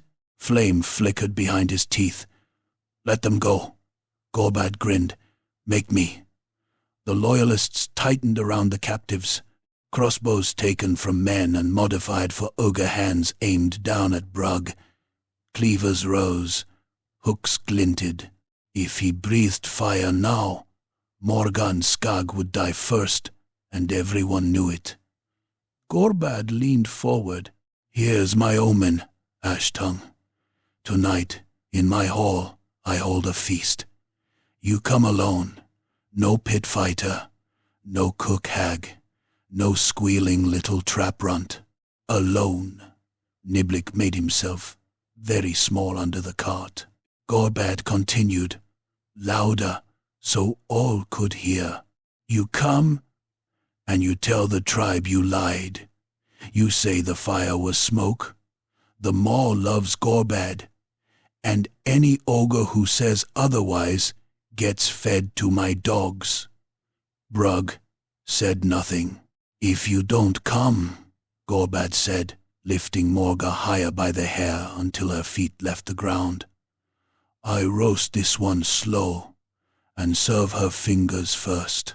Then I take Skag apart, joint by joint, and make every bull who chanted your words chew a piece. Morga's one good eye fixed on Brug." "Don't you bloody dare," she croaked. Gorbad shook her until she gasped. Brug looked from her to Skag, then to the tribe. He saw hope there, and terror, and hunger, and the old instinct to bow before the largest brute with the biggest blade. Ogres did not become free in a single morning. Chains inside the gut were harder to break than iron. He swallowed smoke. "Tonight," Brug said. Gorbad smiled. "Good prophet." The tyrant turned away, dragging his captives toward the feast hall. His guards followed, forming a ring of iron and meat around him. The crowd parted. No one dared stop them. As Gorbad reached the entrance to his hall, every torch along the hide-curtained doorway flared blue. The tyrant halted. So did the tribe. The flames bent inward, toward the hall. From within came a low crack, then another. Above the entrance, carved into the black stone, the crude idol of the Maw split from crown to lip. A line of red light opened through it, like a wound. Brug stood in the ash of the gut pit, bleeding onto the ground, and felt the fire inside him answer. Gorbad looked back. For a moment, Tyrant and Prophet stared at one another across the ruined camp. Then Gorbad disappeared into the feast hall, dragging the old cook and the pit fighter with him, while behind Brug the tribe whispered the omen, as if afraid the words might bite. The one who eats alone burns alone. Chapter 4. The Tyrant Who Ate Fire. By sunset, the Black Cauldron camp had become a wound that refused to close. Smoke crawled low over the valley, thick and bitter, carrying the stink of burned hide, spilled bowels, split fat, and wet ash. The gut pit smoldered behind Brugash tongue, like a broken altar. The tribe moved through the ruins in uneasy clusters, licking grease from their fingers, dragging corpses out of paths, pretending not to watch the great feast hall at the center of camp. Gorbad's hall had always been the heart of the Black Cauldron tribe. Now it looked like its stomach. It yawned open in the side of the mountain. A cavern mouth hung with patched hides, skull chains, stolen banners, and hooks dark with old blood. Firelight throbbed from within. It cast the entrance in red pulses, as if something enormous breathed in there. Above the doorway, the crude stone idol of the Maw remained split from crown to lip, the crack glowing faintly with inner heat. No ogre had dared touch it. No noblar had dared steal from it. Even carrion birds avoided the roof. Brug stood before the hall and felt the swallowed coals shift inside him. He had washed nothing from himself. Blood dried stiff across his chest and arms. His thigh was wrapped in filthy cloth where the fireworm's claw had punched through meat. His back was a torn ruin beneath hardened poultice. His face was swollen along one side, his cheeks scored down to the raw red beneath. Smoke leaked from his mouth with every breath. Behind him, the tribe gathered in the gloom. Not close. Close meant choosing. Close meant dying first. Skag Three Fingers and Morga Bonespoon were inside. Gorbad had made sure the whole tribe knew it. He had sent noblers out to hang meat hooks around the entrance, one for every ogre who had chanted Brug's omen. The hooks swung in the smoky wind, empty for now. Niblick crouched behind a broken shield near Brug's feet. "Bernie Boss should not go in," the noblar whispered. "Inside is stabby, also choppy, also probably bitey." Brug looked down. Niblick wore his oversized helmet again. It had slid over one eye. "I go alone," Brug said. "Niblick is very small, counts as not there. No, could hide in trouser. No." Niblick sighed bitterly. "Heroes are stupid. Niblick hates stories." Brug almost laughed. He came out as a cough that dropped black phlegm onto the mud. From somewhere among the watchers, an ogre muttered, "He'll recant." Another answered, "He'll burn Gorbad." A third spat, "Gorbad'll eat him." The words stirred the crowd but did not move them. They were hungry for a miracle. They were hungry for meat. They were hungry to know which hunger would win. Brug stepped forward. The hides at the hall entrance parted before he touched them. Heat rolled over him. Inside, the feast hall stretched deep into the mountain, a long cavern of black stone and iron smoke. Fires burned in trenches along both walls. Banquet tables made from wagon beds and old doors ran down the center, piled high with meat, roasted oxen, charred horse ribs, butchered prisoners, vats of marrow, platters of organs glistening beneath melted fat. Stolen gold lay scattered among the food, as if Gorbad had grown bored of separating plunder from supper.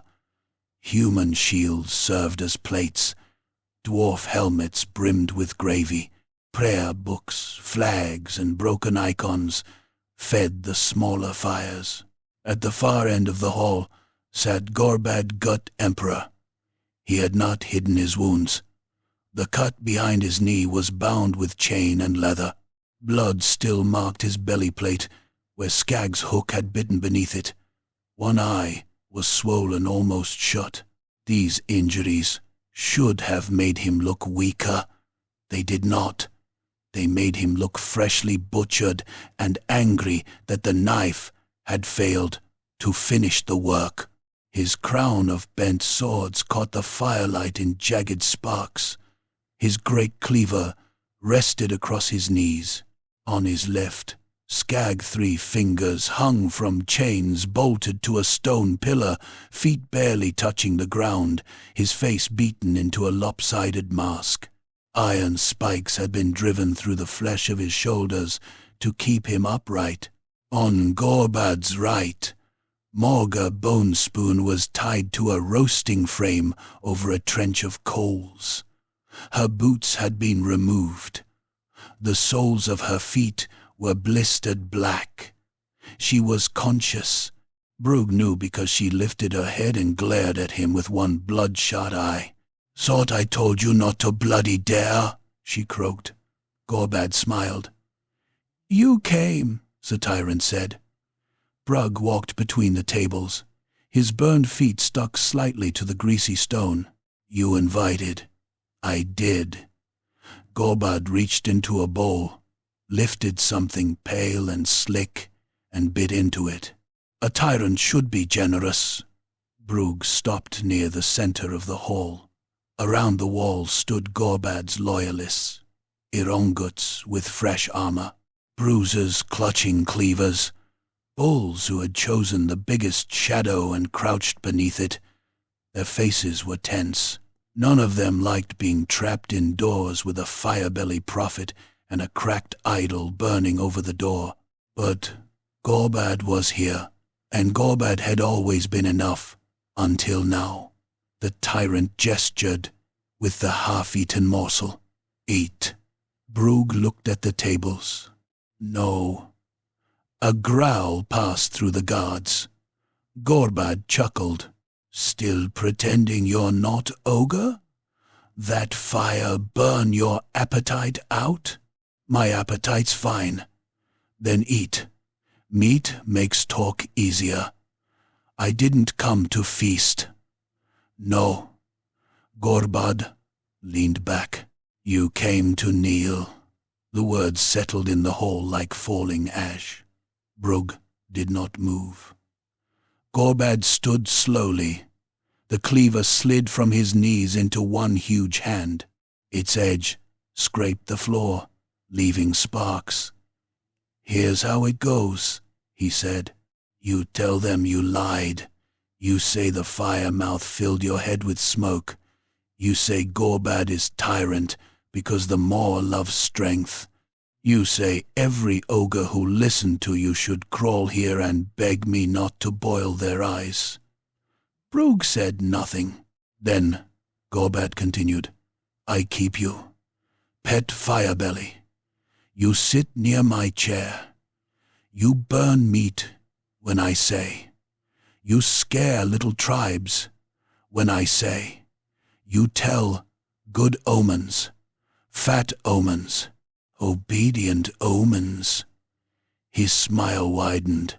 "You'll eat first after me." That is more than any of these dung-bellies ever got." For one ugly moment, Brug felt the offer sink hooks into him. Food, power, a place by the fire, no more scraps, no more beatings for muttering at embers, no more sleeping in smoke while others took the marrow. He was an ogre. The wanting of things was not a flaw in him. It was the root. It was the bone. He imagined his own bowl full, his own voice feared, his own enemies dragged screaming to his feet. The fire inside him flickered. Gorbad saw it. "There he is," the tyrant said softly. "There's the real ash-tongue, hungry like the rest of us. Don't shame yourself pretending otherwise." Brug looked at Morga. Her face was grey with pain, but her mouth twisted. "Take it," she rasped. "Then choke on it." Skag lifted his head. One eye opened through swollen flesh. "Or don't," he growled, "and we all die noisy." Brug breathed in. The air was thick with cooked meat and fear. Beneath it, deeper, he smelled the cracked stone of the fire-mouth. He saw again the vision, Gorbad alone, eating while flames filled him from within. But now he understood the shape of it more clearly. The trial had not made him clean. It had not made him noble. It had burned nothing out except the part that thought hunger had to kneel. Brug lifted his head. "The maw doesn't want your pet," he said. Gorbad's smile vanished. Brug's voice grew louder. "It doesn't want your throne. It doesn't want your hoard. It doesn't even want you, because you're mighty." The gods shifted. Chains creaked. Morga smiled, despite the coals beneath her. Brug pointed at Gorbad's belly. "It wants you, because you're full." Gorbad roared and hurled the cleaver. Brug dropped. The blade passed over him and took the head off the guard behind him. The ogre's skull struck the wall and burst, spraying brains across a stolen banner. His body stood a moment with blood jetting from the neck, then collapsed onto a table, overturning a vat of hot gravy. Brug lunged forward. The hall exploded. Gorbad came at him, empty-handed, which was worse. Brug drove a fist toward the tyrant's wounded knee. Gorbad took the blow, grunted, and smashed his own forehead into Brug's face. The impact broke Brug's nose with a wet crack. Blood flooded his mouth. He staggered. Gorbad seized him by the throat and slammed him down onto a banquet table. Wood split under Brug's back. Plates jumped. A roasted corpse rolled aside, its glazed eyes staring. Gorbad punched him in the ribs. Once, twice, the third blow punched through the table beneath him. Brug felt something inside bend wrong. His vision flashed black at the edges. He clawed for anything and found a cooking skewer. He rammed it into Gorbad's forearm. The iron spike sank deep. Gorbad snarled, lifted Brug by the throat, and threw him down the length of the table. Brug crashed through bowls and bones, slid in grease, and hit the floor near Morga's roasting frame. A loyalist charged him with an axe. Morga moved first. Bound as she was, burned as she was, the old cook hooked both legs around the charging ogre's neck as he passed too close. He stumbled, gagging. Morga twisted, with all the strength left in her ruined body. His head wrenched sideways, not enough to break the neck, but enough to drag his face down into the coals beneath her. He screamed. His beard caught first. Then his lips peeled back. His eyes bulged as the heat cooked them milky. Morga held him there, snarling, while he thrashed and clawed at her legs. Brug rolled up, grabbed the fallen axe, and buried it in the back of the guard's skull. The scream stopped. The body sagged into the fire, filling the air with the stink of burning hair and burst fat. "Cut me loose, idiot," Morga hissed. Brug hacked the ropes around her frame. She dropped hard, gasped, and nearly fell into the coals. He caught her with one arm. Across the hall, Skag tore himself free, not from the chains, from himself. With a bellow that shook dust from the ceiling, he pushed forward against the spikes through his shoulders.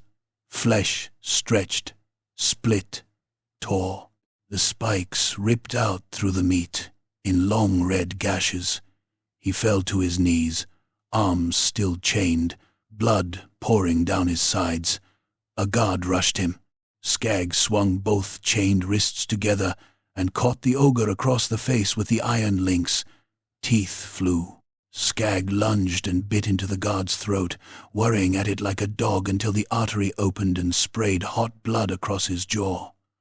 The guards closed in. Outside the hall, the tribe heard the fighting. They pressed close to the entrance, but did not enter. Not yet. Inside, shadows thrashed across the hides.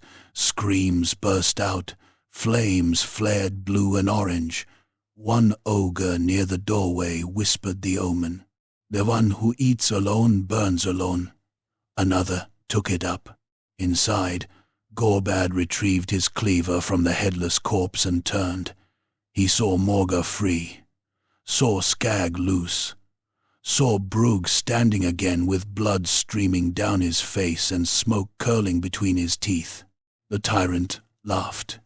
It was a true laugh this time, deep, savage, almost joyful. "There," he said, "there's a feast."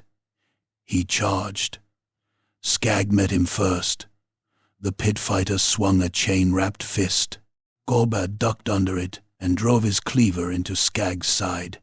The blade bit deep, splitting hide, muscle, and rib. Skag roared and clamped his hooks around Gorbad's shoulder plate, dragging himself closer instead of away. He headbutted the tyrant in the mouth. Gorbad's lip split. Blood ran over his teeth. Gorbad twisted the cleaver. Skag's roar became a choked grunt. Brug hit Gorbad from the side with a burning brand snatched from the trench. It shattered across the tyrant's face, scattering sparks. Gorbad released the cleaver and backhanded Brug into a pillar. Stone cracked. Brug slid down it, dazed. Morga threw a pot of boiling marrow. It burst across Gorbad's chest and face. The tyrant howled, clawing at the thick, scalding mess as it seeped beneath his belly plate. Skin blistered and sloughed in wet patches. Morga came after it with her thigh-bone knife, aiming again for the wounded knee. This time Gorbad caught her. He seized her by the neck and lifted her off the ground. Her knife scraped harmlessly across his armor. His fingers tightened. "Morga!" Brug shouted. The old cook kicked once, twice. Her face darkened. Gorbad squeezed, teeth bared, eyes fixed on Brug as if daring him to watch. Then Skag, still impaled by the cleaver in his side, grabbed the weapon's handle with both hands and drove himself forward. The blade ripped deeper through him, but it also pinned Gorbad's arm for a breath. "Burn him," Skag spat, blood bubbling from his mouth. Brug rose. The swallowed coals flared. Gorbad hurled Morga aside. She hit a table and rolled beneath it, unmoving. He wrenched the cleaver free from Skag with a terrible wet sound. Skag dropped to one knee, one hand trying to hold his side closed. Loops of gut pressed between his fingers. Brug inhaled. Gorbad moved faster. He crossed the distance in 3 strides and smashed the flat of the cleaver into Brug's chest. The blow hurled him backward into the central banquet table. Brug landed among meat and fire bowls, chest caving around pain. Before he could roll away, Gorbad was on him. The tyrant planted one knee on Brug's injured thigh and pinned him there. Brug screamed as the puncture wound tore open. Gorbad leaned down, pressing more weight into the leg.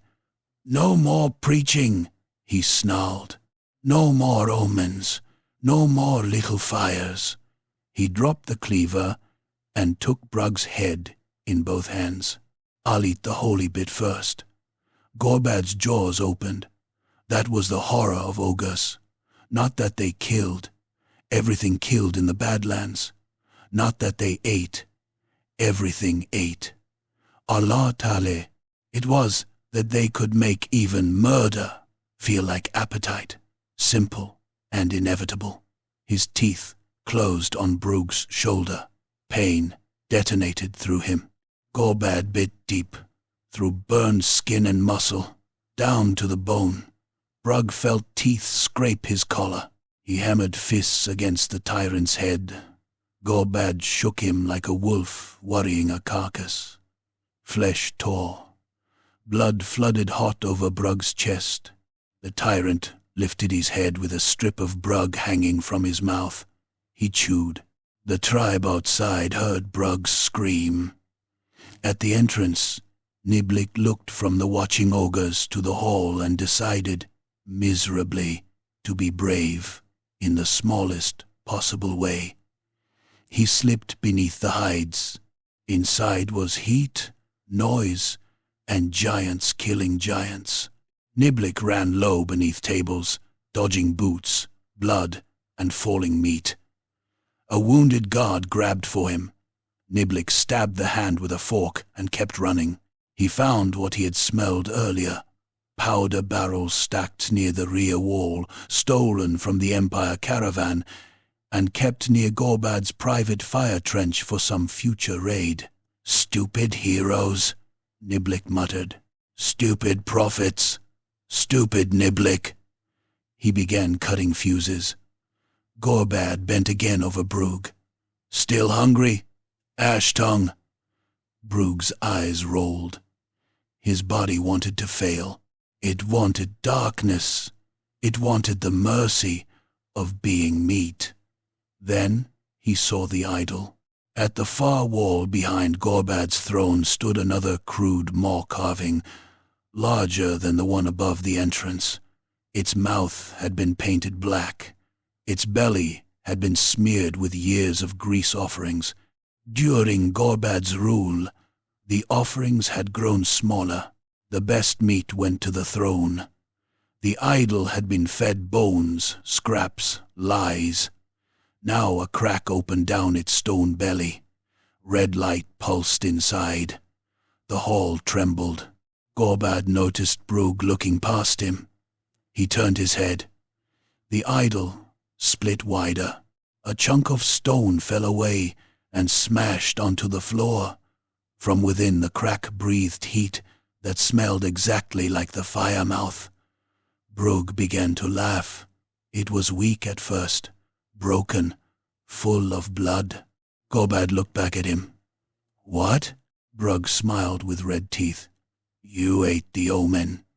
The fire inside him surged up with such force his spine arched from the table. It was too much, too hot, too deep. It was no longer a flame in his belly. It was the mountain's wound opening inside his chest.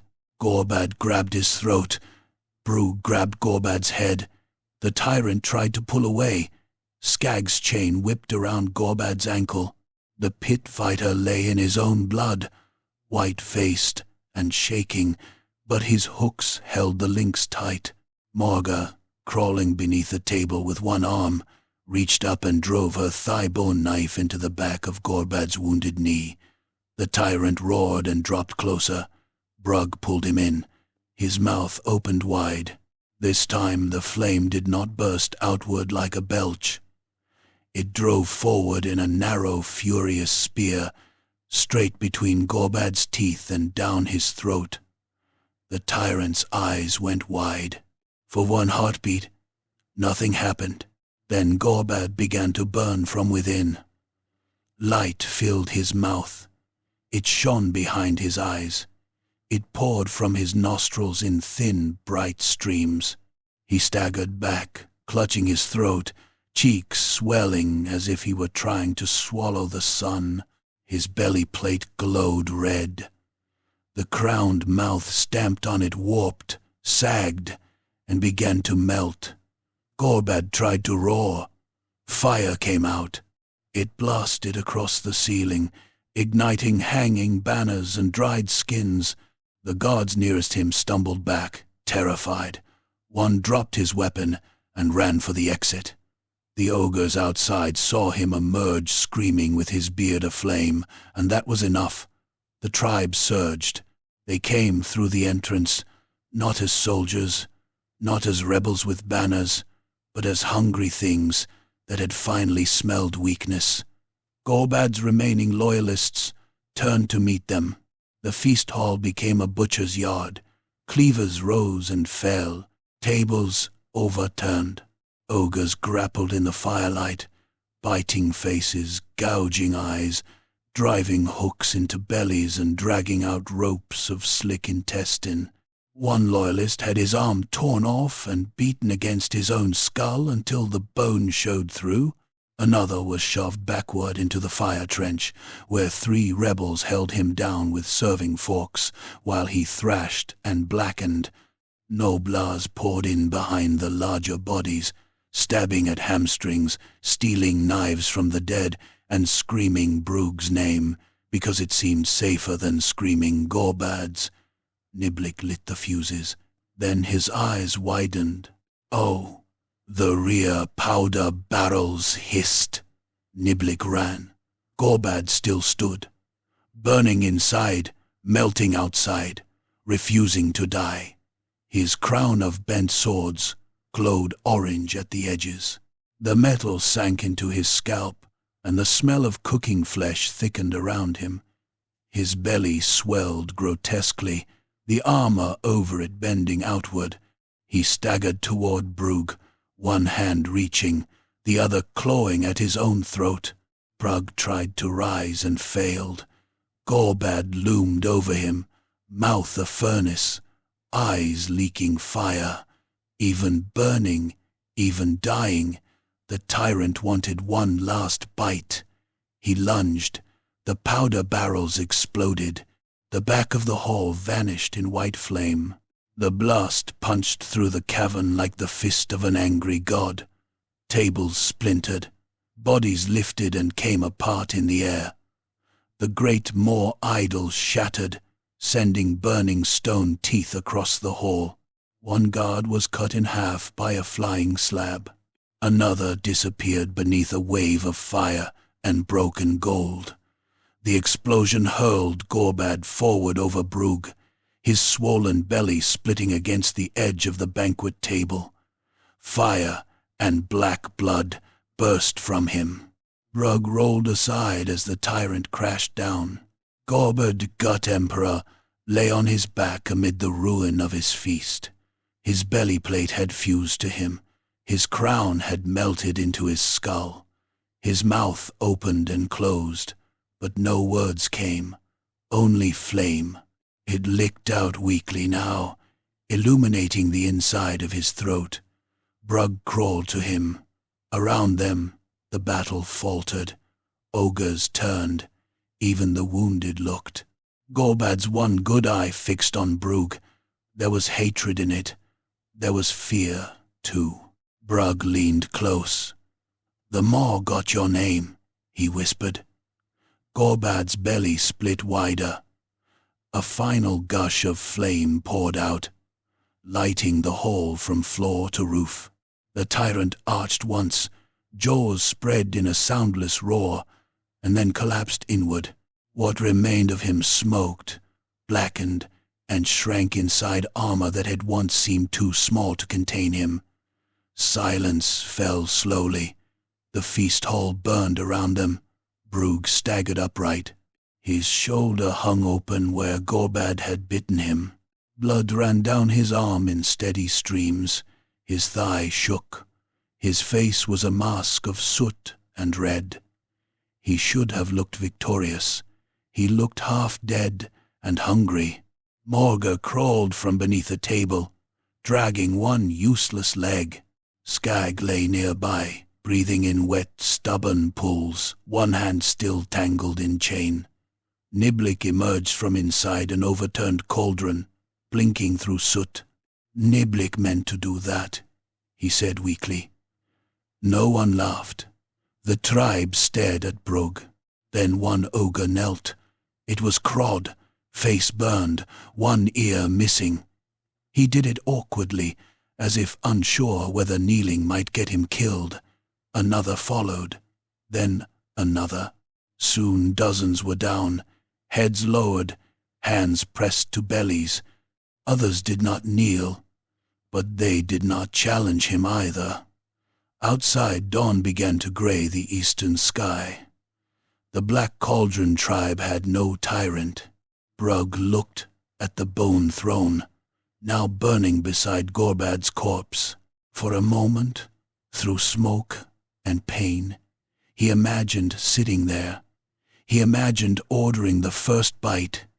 He imagined every bowl filled after his, every voice silenced unless he allowed it. He imagined becoming large in the way Gorbad had been large. The fire inside him gave a low, warning growl. Brugg spat blood onto the throne. "No king today," he said. The kneeling ogres looked up. Brugg turned toward the cracked entrance, where the volcano's red glow stained the morning clouds. "The more's not done chewing. Firemouth called once. It'll call again." He swayed, caught himself, and lifted one burned hand toward the mountain. "We go up. All of us. We feed the old pits. We listen proper. Any ogre eats alone gets fed alone." Morga gave him a long look. "That a law?"